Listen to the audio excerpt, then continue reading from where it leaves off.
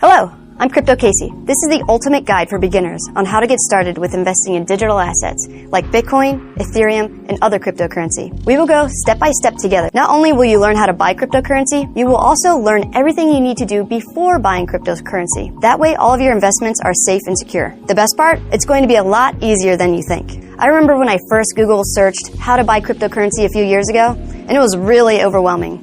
There was a lot of conflicting information, confusing terms, and so many different exchanges and cryptocurrencies to choose from. Fast forward to today, and I rank on the first page of Google with my video guide on how to buy cryptocurrency. This video is an updated version of my original guide on how to buy cryptocurrency. So let's get started. I've broken this video down into two separate parts with steps in between. Whether you are a beginner that would like to watch the entire video straight through, or more experienced and familiar with the basics, feel free to use the timestamp table of contents provided in the description area below to jump around this video. In section 1, we will walk through the 9 steps you need to take before investing in cryptocurrency. In section 2, we will walk through actually buying and transferring cryptocurrency in 7 easy steps. I know this technology is complex and the process seems intimidating, and I'm going to make this as easy as possible for you. Before we start learning how to buy Bitcoin, I want to share with you 3 important things you need to know before transforming some of your wealth into digital assets. Number 1. These types of investments are not like anything else you may be familiar with. Unlike banks, credit unions, and traditional stock exchanges, there are virtually no fail-safes in place to protect you if you make a mistake or if you don't understand what you're doing. There's no hotline you can call when you get stuck. There's no corporate headquarters you can reach out to if you lose your funds. There are no FDIC-insured banks behind these investments. This means at any time you could lose all of your investments from hackers or user error with no recourse at all. Cryptocurrency is cutting-edge technology. It's the modern-day Wild Wild West.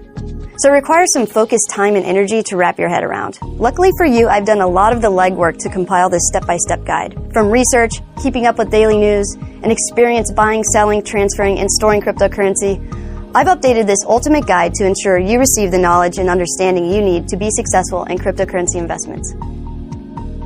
The second thing you need to know before we go any further is the golden rule of investing. Never invest more than you can afford to lose. High risk can lead to high reward, and as humans, we have a natural tendency to want to overreach. You need to figure out an amount you're comfortable with investing, and more importantly, an amount you can truly afford to invest. Then you need to stick with that amount and be patient with the process.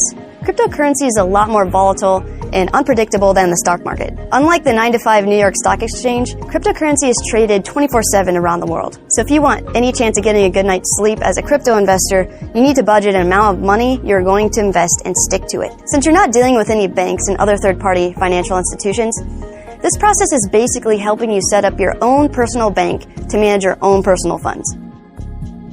So the third thing you need to know is that it's extremely important to pay attention to the URLs of the websites you're accessing to ensure you're not visiting a fake one that's pretending to be the real one. Also, always ensure that there is an HTTPS protocol in the URL, not just an HTTP.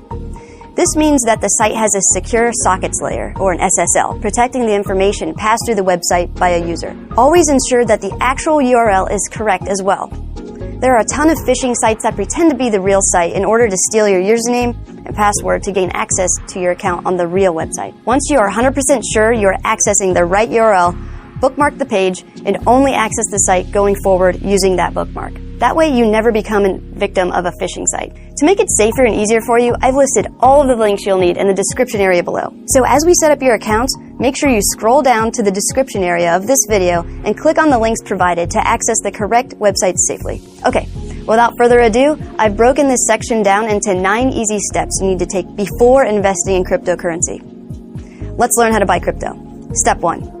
This may come as a surprise to you because cryptocurrency is pretty high tech, but the first thing you need to do is get yourself some pen and paper. Now I catch a lot of flack for this step, but I'm telling you, it's the safest way to keep all of your information private and secure. Paper can simply be paper, or you can buy a notepad, a journal, notebook, whatever suits your fancy. I personally love to use these moleskin notebooks with grid paper. I'm a huge fan of grid paper because it's easy to organize information and read. Whatever form of paper you choose, you need to buy at least 2 of them, but I highly recommend 3 for redundancy. Step 2.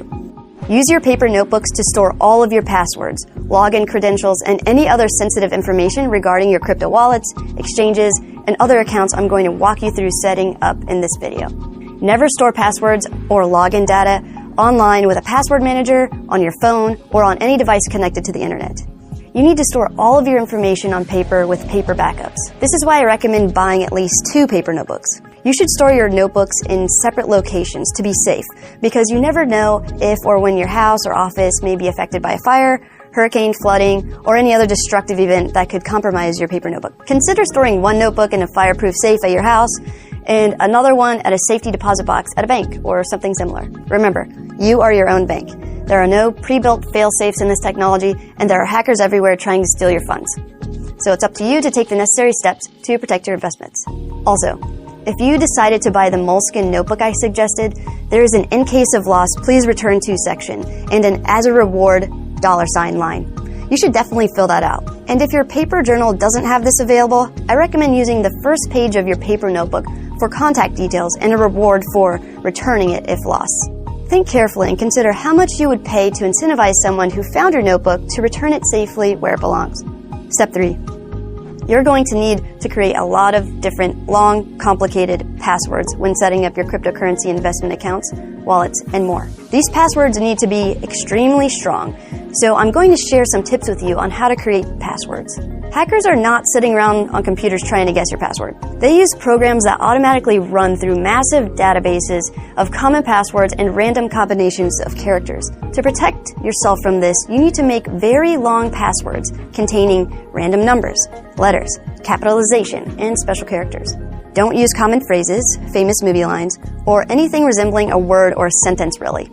Don't replace letters that look like numbers, like number 1 for an I or number 3 for an E.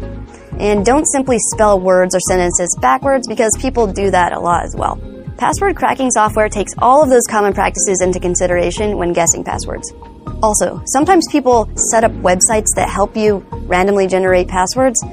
Don't use an online site that generates a password for you, because you never know if the site is actually storing the password it generated for you to use at a later time. As much of a pain as it is, you need to create long, complicated, random passwords for each and every account. Never use the same password on more than one account to increase security. Make sure you never store